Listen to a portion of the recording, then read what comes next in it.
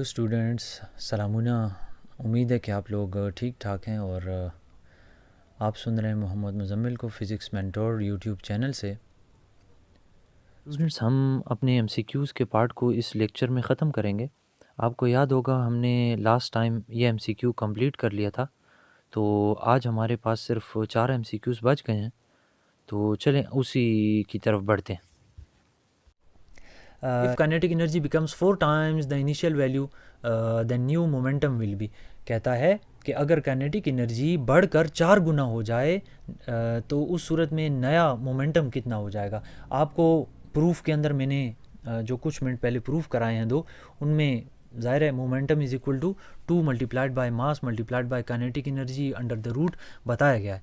तो सवाल के मुताबिक अगर नई काइनेटिक एनर्जी पुरानी के मुकाबले में 4 टाइम्स हो जाए तो नया मोमेंटम कितना होगा। तो इस इक्वेशन के अंदर देखते हैं ये पुट करके नया मोमेंटम कितना निकलता है। काइनेटिक एनर्जी प्राइम की जगह मैंने 4 times the old kinetic energy लिखा। ये 4 जो है स्क्वायर रूट से बाहर निकलकर ये देखें आपको 2 बनना हुआ नज़र आ रहा है और ब्रैकेट के अंदर मौजूद स्क्वायर रूट के अंदर मौजूद तमाम टर्म्स वैसी की वैसी ही रहेंगी। अगर आप इस इक्वेशन को देखें तो 2m kinetic energy under the root बराबर है p के। तो यहाँ पर देखें 2m काइनेटिक एनर्जी है, इसकी जगह मैंने यहाँ पे p लगा दिया, तो 2 टाइम्स द ओल्ड मोमेंटम। लिहाजा जब भी काइनेटिक एनर्जी 4 गुना बढ़ जाएगी तो मोमेंटम 2 टाइम्स बढ़ जाएगा, क्योंकि मोमेंटम का और काइनेटिक एनर्जी का स्क्वायर रूट टाइप का ताल्लुक है। ये क्वेश्चन भी ट्रिक पर किया जा सकता है। देखें ना, काइनेटिक एनर्जी उसने अगर हमें जनरली बोले n टाइम्स हो गई है तो मोमेंटम अंडर रूट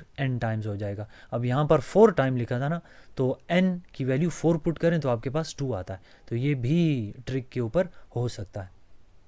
अगर आप ट्रिक की और इसकी दोनों की पैरेलल में प्रैक्टिस करें तो ये आपको फ़ायदा पहुंचाएगा, लाइफ में ये आपको ज़रूर काम आ जाएगा। नेक्स्ट क्वेश्चन कहता है 2 ऑब्जेक्ट्स हैं, उनकी काइनेटिक एनर्जी की रेशो जो है वो 4:1 है।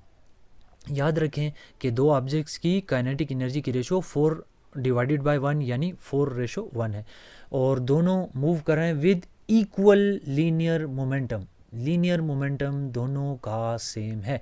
The ratio of their masses, इन दोनों के मासेस की रेशो क्या होगी। देखें सवाल के मुताबिक दोनों के मोमेंटा इक्वल है, तो मोमेंटम का फार्मूला आपको बड़ी अच्छी तरह मालूम है कि 2 into mass into kinetic energy है। पहले ऑब्जेक्ट के लिए 1 लगा दिया, दूसरे के लिए मैंने 2 लगाया हुआ है। m1 m2 इनके मासेस हैं, काइनेटिक एनर्जी 1 काइनेटिक एनर्जी 2 इनकी काइनेटिक एनर्जीज हैं।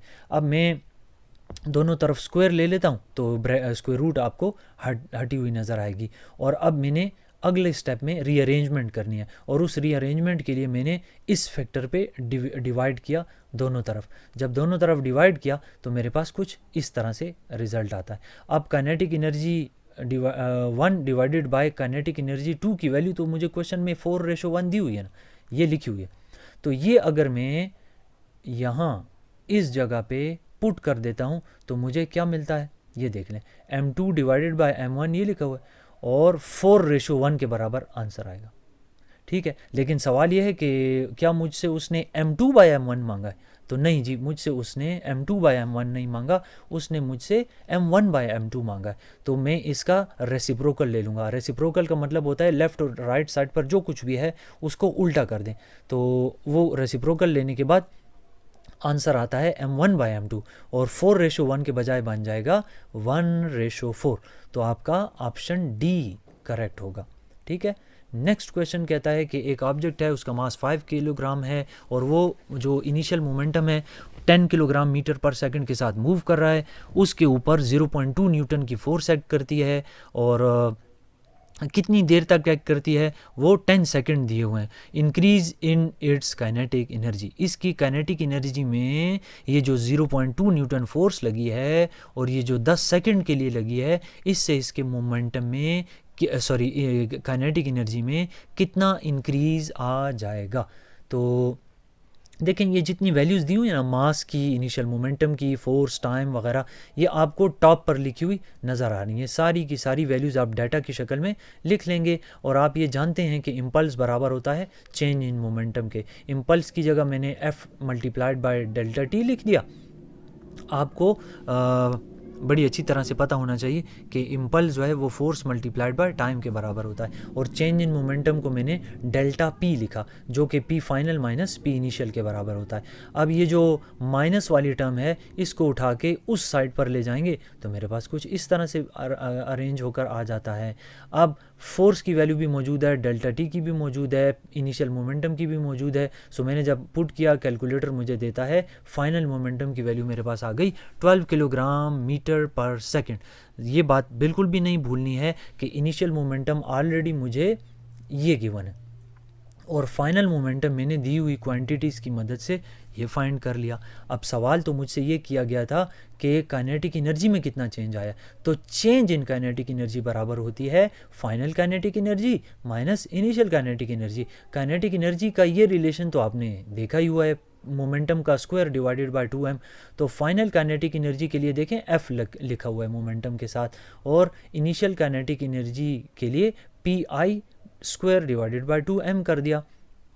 अच्छा, अब m मास है, इसकी वैल्यू ऊपर क्वेश्चन में गिवन है। pf pi अभी हम लोगों ने देख लिए कि वो क्या वैल्यूज़ हैं उनकी। तो ये सब कुछ जब आप वैल्यूज़ पुट करेंगे तो आपके पास आंसर आएगा 4.4 जूल। आप कैलकुलेटर यूज़ करें और उसके साथ ये सॉल्व करें, देखें आया आपके पास भी 4.4 जूल आता है या नहीं आता। नेक्स्ट क्वेश्चन है कि अगर फोर्स और डिस्प्लेसमेंट, एक ऑब्जेक्ट है उसके ऊपर फोर्स लग रही है और उसके नतीजे में वो डिस्प्लेसमेंट कवर कर रहा है, अगर अप्लाइड फोर्स भी डबल कर दें और जो नतीजे में डिस्प्लेसमेंट कवर करता है वो भी डबल हो जाए तो बताएं कि वर्क डन कितना हो जाएगा।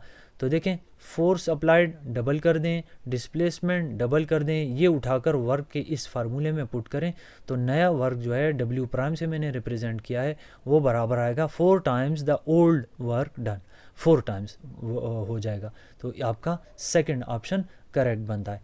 तो मुझे उम्मीद है कि आपको समझ आई होगी। यहाँ पर मल्टीपल चॉइस वाला पार्ट ख़त्म होता है। इसमें से जो कुछ भी आपको समझ नहीं आया आप मुझसे फिर से पूछ लें, चाहे आप वीडियो के नीचे कमेंट्स में पूछते हैं या मेरे ईमेल एड्रेस पे, व्हाट्सएप नंबर पे पूछते हैं, मैं बिल्कुल मौजूद हूँ, आप मुझसे हर वक्त कांटेक्ट कर सकते हैं।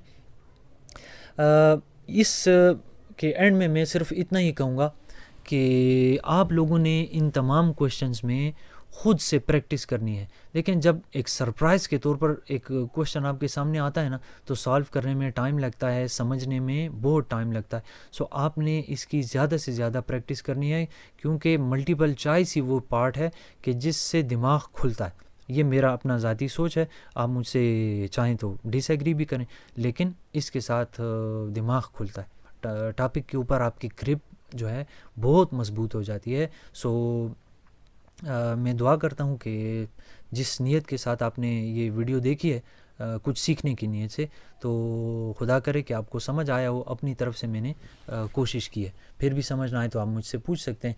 मैं Mohammad Muzammil YouTube channel physics mentor से आप ख़त्म करता हूँ इस वीडियो को। हम नेक्स्ट टाइम शॉर्ट क्वेश्चंस के साथ हाज़िर होंगे इंशाल्लाह। तब तक के लिए अल्लाह हाफ़िज़।